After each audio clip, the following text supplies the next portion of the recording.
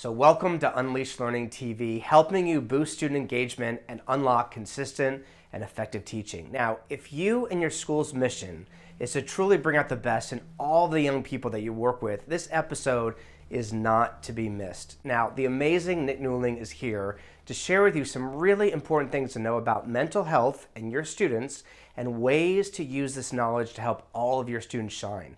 Now, having lived through the experience of suffering with a mood disorder throughout high school and losing his own brother to suicide, he's dedicated his life to changing the way mental illness is addressed in schools, in the workplace, and in our communities. This really is an interview to share with your whole team to find ways to bring out the best in your students. So let's get started. Okay, so welcome, Nic. Thank you for being here. Thank you. I'm really excited about this conversation because I think you're going to help us see our classrooms and our students in even bigger ways than we already do. So thinking about your own experience when you were going through what you're going through at high school and also the passing of your brother, what do you really want educators to know about mental health? It's such a complex thing. It's hugely complex. It's often misunderstood. And the behaviors of people with mental illnesses or who aren't totally flourishing or thriving often can look like very different things. So for me, someone who was a scholarship student but who couldn't actually function in class anymore, I was probably indistinguishable from someone who might not really just be too interested in showing much effort or maybe just, I don't know, might be a bit of a troublemaker perhaps. So for me, when I was sitting there doodling, staring out the window, that for me was actually doing the best I possibly could, just simply by turning up and having a bit of a go of it. So it is complex.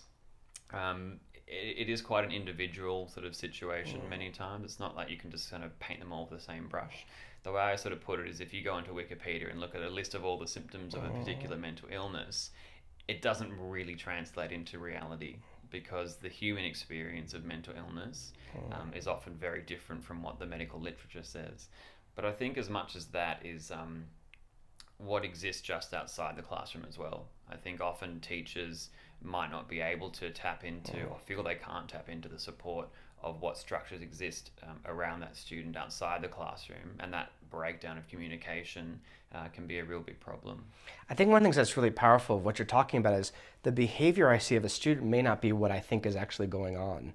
That's why the connection with the student is so powerful to have some kind of relationship.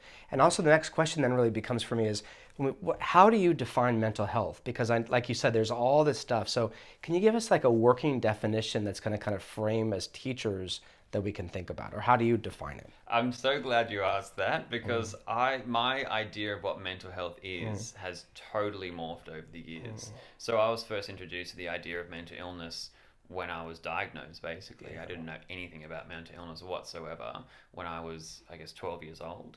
And that was having depression and having anxiety, and then a couple of years after that, having psychosis and suicidal thoughts and all different kinds of things. And to me, I learned about it through the medical model, which is that if you haven't got an illness, then you've got health.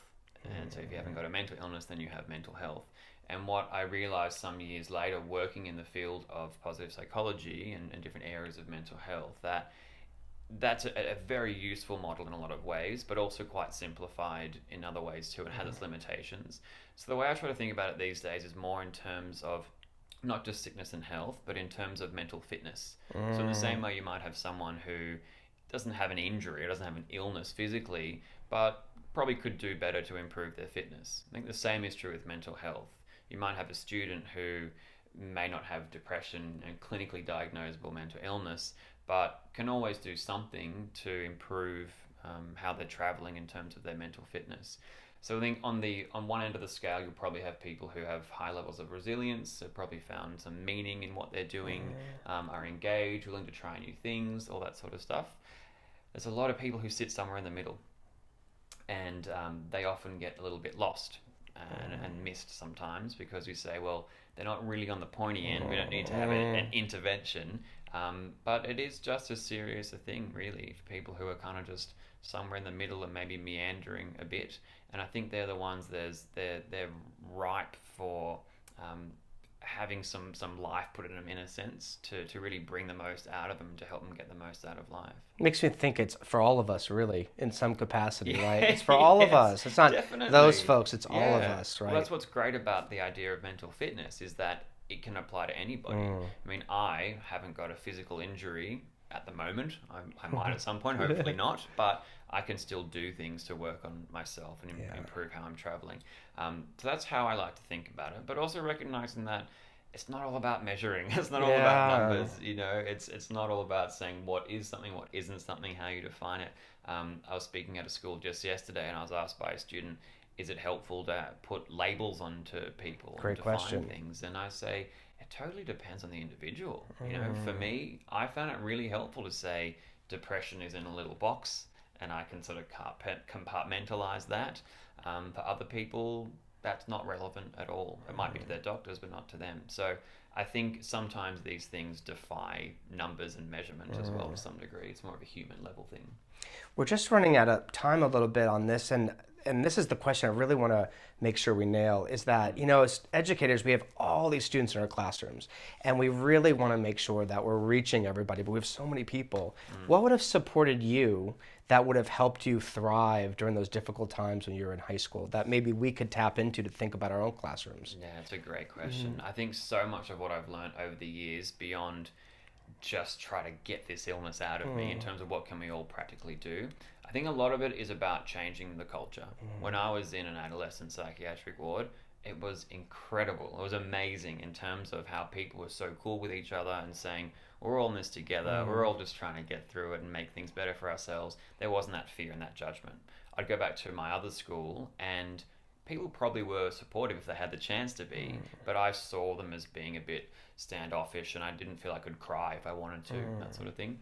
So I think what I really believe in is storytelling, and I think that we don't do mental health conversations justice if it's just seen as part of the curriculum or just an academic interest. I think what makes it come to life is getting real stories and understanding how it translates into a human form. So I think if teachers can find real stories of people, you know, whether it's videos, whether it's books or plays or whatever media there is, to understand what mental health looks like inside a real human, I think it can help change the culture of the classroom. It's why we talk about it, Unleashed Learning, that who students are matters, and then finding ways to connect who our students is to that content. And you're talking about storytelling, so it makes me think of like a student saying, oh, they're talking about me. Exactly. I'm not crazy, like, you know, I'm not on my own, I'm not crazy, I'm like the only one. It's like, oh, me too. And then I'm feeling like I'm part of something, and we could talk about it together. That is so true, because I felt the symptoms of the illnesses were very, very challenging for me, but I think feeling alone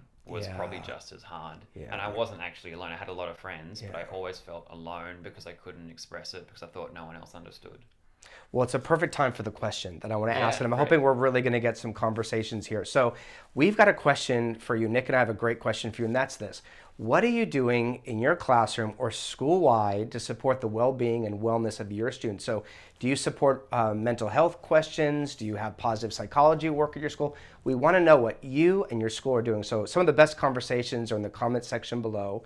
So check that out. If you don't have our free ebook, The Ultimate Classroom Setup Guide, we were talking earlier about the classroom is such an important tool to create that community that you're talking about.